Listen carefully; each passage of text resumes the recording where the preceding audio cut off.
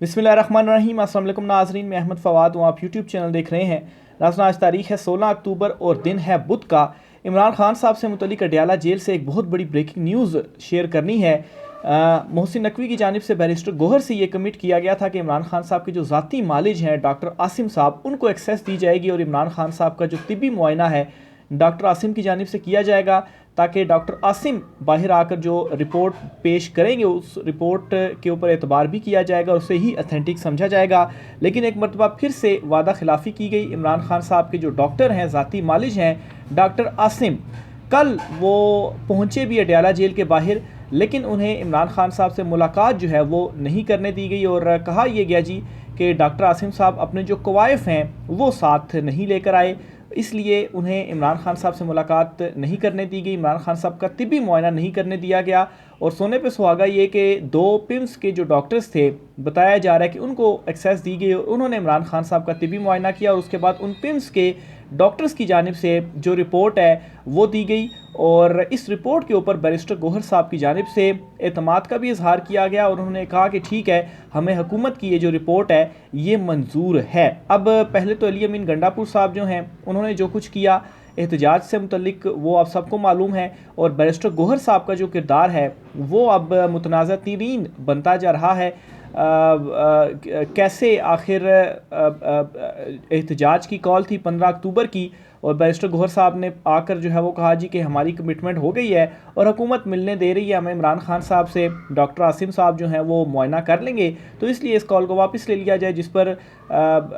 जो कॉल है वो वापस ले ली गई, एहतजाज मौखर कर दिया गया। और फिर उसके बाद आप देखें कि मोहसिन नकवी ने अपना ना सिर्फ वादा पूरा किया बल्कि पिम्स की जो रिपोर्ट सामने आई उसके ऊपर फिर बैरिस्टर गोहर जो हैं वो एतमाद का भी इजहार करते हैं। अब जी एक तो यहाँ पर बैरिस्टर गोहर साहब का जो किरदार है वो मुतनाज़ है और दूसरे नंबर पर इमरान खान साहब की सेहत के हवाले से जो तशवीश है वो इस वक्त मज़ीद बढ़ गई है। और इसकी रीज़न ये है कि आखिर डॉक्टर आसिम जिन्हें आपने कमिट किया, इजाज़त दी, जब वो अडयाला जेल पहुँचे और उन्हें इस बुनियाद के ऊपर जी कि आपके पास तो क्वाइफ ही नहीं है, आपके पास तो कार्ड ही नहीं है, आपको इमरान खान साहब का तिब्बी मुआयना नहीं करने दिया जा सकता। अब डॉक्टर आसिम जो हैं वो शौकत खानम के CEO हैं और दूसरे नंबर पर वो इमरान खान साहब के ज़ाती मालिज हैं। तो ये आपने नहीं डिसाइड करना है किसने इमरान खान साहब का तिब्बी मुआयना करना है। इमरान खान साहब ने जब कहा हुआ है कि डॉक्टर आसिम उनके ज़ाती मालिज हैं और वो कई मरतबा तिब्बी मुआयना इमरान खान साहब का कर चुके हैं, तो आप कैसे उन्हें कवायफ ना होने की बुनियाद पर रोक सकते हैं। और कवायफ का भी एक बहाना बनाया गया। अब डॉक्टर आसिम की जो काबिलियत है उसको आप पिम्स के 2 डॉक्टर्स के साथ कंपेयर करके पिम्स के 2 डॉक्टर्स को आप ज़्यादा वो कर रहे हैं जी कि ये बिल्कुल ठीक है, लेकिन डॉक्टर आसिम जो हैं वो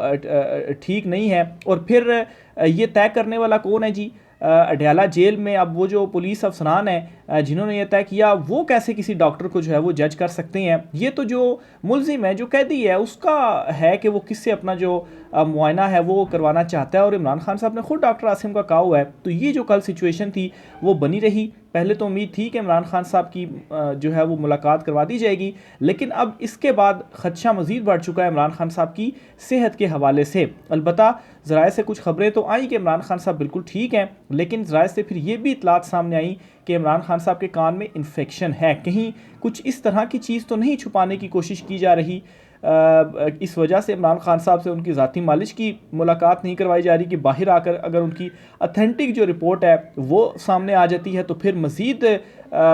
जो अवाम का जो रद्द अमल है उसका जो है वो डर है, इस वजह से नहीं किया जा रहा। बहरहाल जी, आज 16 हो गई है, 18 तक पाबंदी थी, 2 रोज़ और हैं, ये 2 रोज़ भी गुजर जाएंगे। लेकिन पाकिस्तान तहरीक इंसाफ के ख़ास तौर पर जो मेन लीडरशिप है उनके ऊपर अब सवालिया निशान उठ चुका है। इमरान खान साहब अब इनके हवाले से क्या फ़ैसला करते हैं, क्या डिसाइड करते हैं, 2 दिन का वेट है, देखते हैं 18 के बाद अब मज़ीद जो है वो क्या होता है। दूसरे नंबर पर आपसे जो खबर शेयर करनी है जी, आइनी तरमीम से मुतल्लिक। अच्छा, आइनी तरमीम में चीफ जस्टिस कादी फ़ाइज़ ईसा साहब जो हैं वो तो रिटायर होने जा रहे हैं, ये तो आप कन्फर्म है, उनको यानी कि एक्सटेंशन नहीं मिलने जा रही। और जो नौकरी है चीफ जस्टिस काजी फ़ाइज़ ईसा साहब की, वो 25 अक्टूबर को ख़त्म होने जा रही है, वो रिटायर होने जा रहे हैं। अब ये तो सवाल ही नहीं रहा। और दूसरा जो आइनी अदालत का मामला था, अब आइनी अदालत भी नहीं बनने जा रही, ये भी क्लियर हो चुका है। जो मौलाना फजल रहमान की मुलाकात हुई बिलावल जरदारी से और फिर उसके बाद मौलाना साहब के मुसवदे के ऊपर जो इतफाक़ किया गया, तो ये चीज़ तो अब क्लियर हो चुकी है। अब एक मुलाकात होने जा रही है मौलाना फजल रहमान और नवाज़ शरीफ के दरमियान। जो कल मुलाकात हुई थी मौलाना और बिलावल की, इसमें जी चूँकि जो हुकूमत के या पीपल्स पार्टी के एक मुसवदे में चीज़ें थीं जिसमें काजी साहब की एक्सटेंशन, आइनी अदालतें और जजिस का या तबादला वगैरह, इवन के बिलावल तो सूबाई हाई कोर्ट्स में भी आइनी अदालतें जो है वो कायम करने का कह रहे थे, तो ये सब तो पूरे हो नहीं सके। लेकिन प्रेस कॉन्फ्रेंस की गई और एक फेस सेविंग पीपल्स पार्टी को दी गई कि चलें फेस सेविंग आप ले लें कि आइनी तरमीम हो रही है, लेकिन आइनी तरमीम में असल जो चीज़ें आप करना चाह रहे थे वो चीज़ें नहीं होने जा रही जो मौलाना साहब चाह रहे हैं और जिन पर PTI ने भी इतफाक़ किया हुआ है। उनके ऊपर जो आइनी तरमीम है वो होगी। तो एक फेस सेविंग तो मिल गई पीपल्स पार्टी को। वो कल को कह देंगे जी कि हमने जो है वो जमहूरियत को बचाया और टेबल टॉक के ज़रिए ही चीज़ें तय होती हैं, और हमने जो है वो मौलाना साहब से टेबल टॉक की, उनको फिर एट द एंड हमने राज़ी कर लिया और हमने आइनी तरमीम कर ली। हालांकि आइनी तरमीम जो आप करना चाहते थे वो तो तरमीम आपने की ही नहीं ना, बस अब सिर्फ़ और सिर्फ टोटल पूरा करने की कोशिश है। और मौलाना साहब के साथ जो प्रेस कॉन्फ्रेंस आपने की, ये एक फेस सेविंग है जो कि मौलाना साहब ने आपको दी। अब जी बल्कि ज़राए तो ये भी बता रहे हैं कि मौलाना साहब के साथ असल में पीपल्स पार्टी अपने ताल्लुकात बेहतर करना चाहती थी और मौलाना साहब ने जो गवर्नर KP उनका तब्दील किया गया है, इस पर भी काफ़ी ज़्यादा नाराज़ थे और काफ़ी गिले शिकवे इसके ऊपर किए गए। और पाकिस्तान तहरीक इंसाफ के हवाले से कहा गया कि उनके साथ हमारे जो ताल्लुकात हैं वो बेहतर हो रहे हैं, तो हम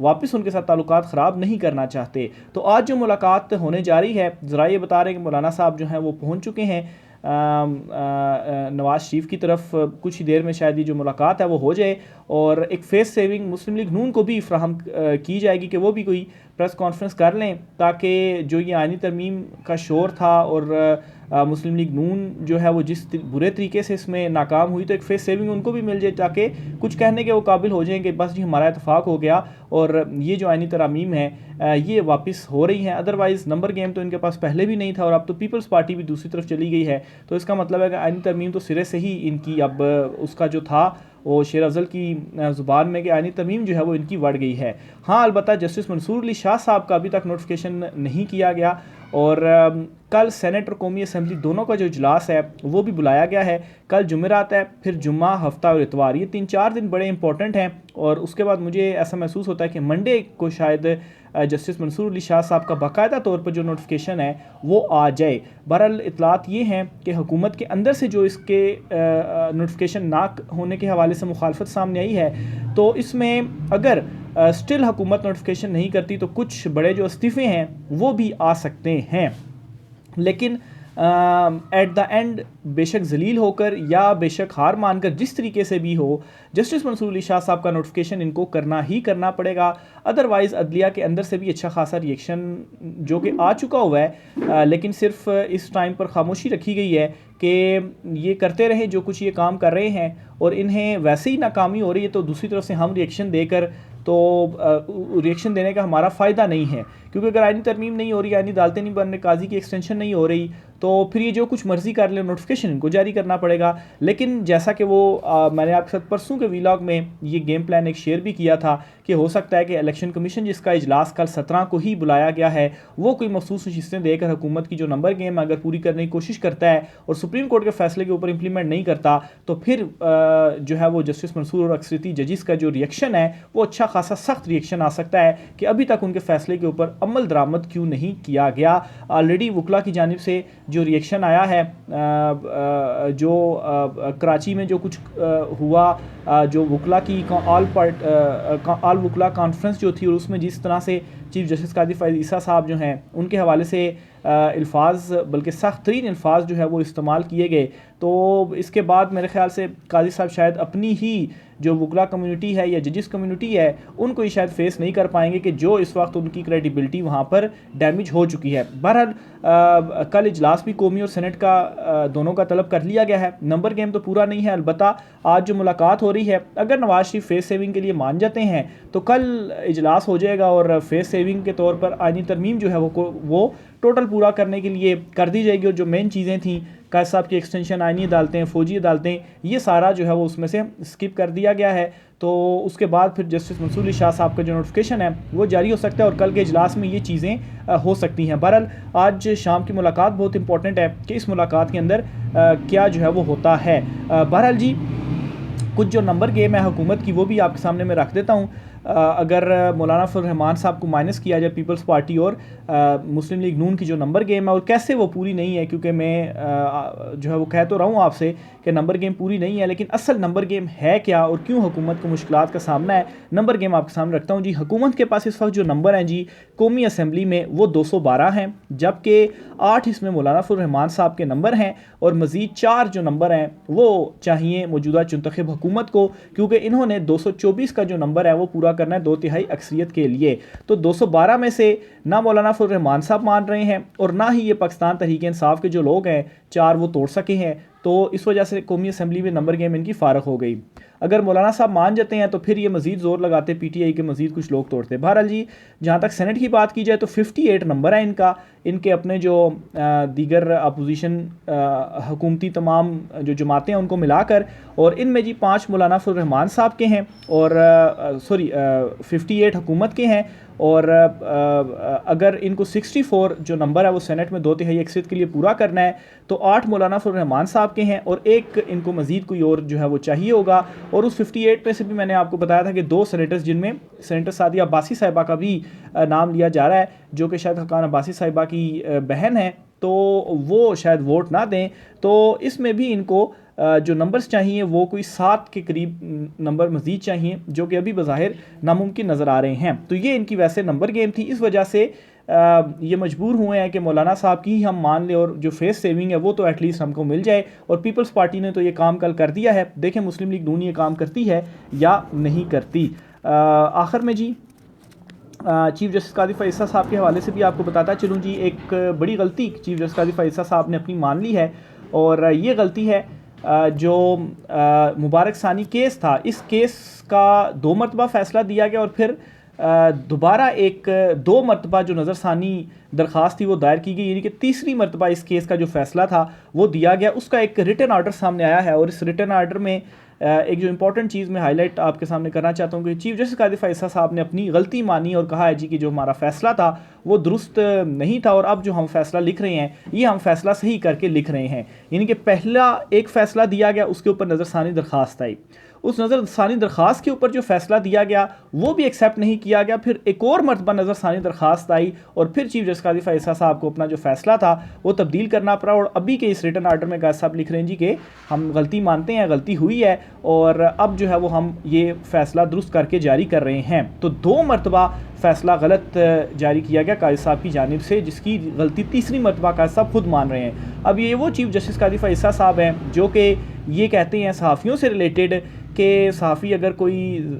ख़बर गलत चला देता है तो इसके ख़िलाफ़ कार्रवाई होनी चाहिए और टीवी चैनल मालकान जो हैं वो इनको निकाल दें। इस तरह की जो तरगीब थी बज़ाहिर वो दी गई, लेकिन चीफ जस्टिस काजी फैसला साहब आप ख़ुद पहला एक फ़ैसला देते हैं, उसके ऊपर नज़रसानी आती है और फिर ऐसी कोई एग्जाम्पल भी नहीं है कि 2 मरतबा नज़रसानी की दरख्वास्त आए और आप दोबारा जो अपना फ़ैसला है वो तब्दील करें और एक ही फ़ैसले को आप 3 मरतबा दें। तो इसके ऊपर फिर आपका क्या कहना है? अगर आपके उन रिमार्क्स के ऊपर जाया जाए तो फिर बतौर चीफ जस्टिस ये काम अगर आप की जानिब से आ रहा है कि मुसलसल एक फ़ैसला आप गलत सुना रहे हैं और फिर तीसरी मरतबा आपको फ़ैसला सुनाना पड़ रहा है और उसमें एडमिट करना पड़ रहा है, तो फिर आपके ख़िलाफ़ भी जो कार्रवाई है वो होनी चाहिए जिस तरह से आप सहाफ़ियों से रिलेटेड जो है वो कहते हैं। और बहुत सारे जजेस जो कि फ़ैसला सुनाते हैं और ऊपर हाई कोर्ट्स या सुप्रीम कोर्ट ऑफ पाकिस्तान में आकर वो फैसले कलदम करार दे दिए जाते हैं, उन फैसलों को गैर आइनी गैर कानूनी करार दिया जाता है, तो क्या उन जजिस के खिलाफ कोई कार्रवाई की जाती है कि क्यों आखिर सैकड़ों की तादाद में जो जजिस हैं वो गलत फैसले देते हैं या सुप्रीम कोर्ट अपने फैसलों को तब्दील कर देता है? तो क्या वहाँ पर कोई इस तरह का मैकेनिज़्म होता है कि आप फैसले गलत दे रहे हैं और जज को जो है वो फिर फारग कर दिया जाना चाहिए? लेकिन सहाफ़ियों के हवाले से आप ये कहते हैं। इसके अलावा और भी बहुत कुछ काजी साहब ने सहाफ़ियों से मुतल्लिक कहा कि मतलब है कि सख्त किस्म के जो अल्फाज वगैरह हैं वो सहाफ़ियों के लिए इस्तेमाल किए गए। और इस पर जी मेरे ख्याल से चीफ जस्टिस काजी फ़ैज़ल साहब के जो अपने एक केस के दौरान मैंने रिमार्क सुने थे और उन्होंने कहा था जी कि जब मैं छोटा था तो मेरी वालदा मुझे कहती थी कि जो कहता है वही होता है। तो काजी साहब जो अलकाबात हमें दे रहे हैं, अव्वल तो ये जो आपके सामने मैंने चीज़ें रखी हैं वो तो ख़ुद चीफ जस्टिस होकर एक फ़ैसले को 3 मरतबा जारी कर रहे हैं, तो फिर बाकी जो अलकाबात से आप नवाज रहे हैं तो फिर जो कहता है वही होता है। अगर आप ही की उन चीज़ों के ऊपर इम्प्लीमेंट किया जाए तो जो है वो फिर ज़्यादा ठीक होगा। बहरहाल जी, ये आज कुछ आम तरीन तफसीलात थी। राय का इज़हार कीजिएगा। आज की व्लॉग से इतना ही, इजाज़त दीजिए। अल्लाह हाफ़िज़।